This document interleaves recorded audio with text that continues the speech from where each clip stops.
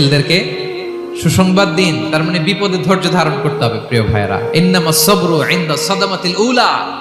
বিপদে আমরা অনেক সময় প্যানিক হয়ে যাই, অস্থির হয়ে যাই, কি করব, হতাশ। না, মুমিনরা হতাশ হয় না, ধৈর্য ধারণ করে। কি করে? কি করে?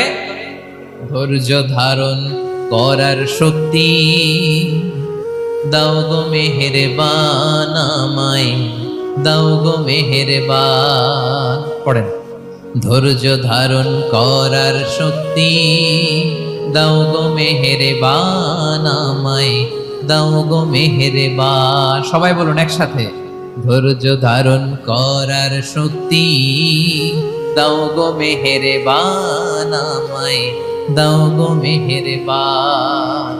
বুকের ভেতর ব্যথার নদী বইছে অবিরা, বইছে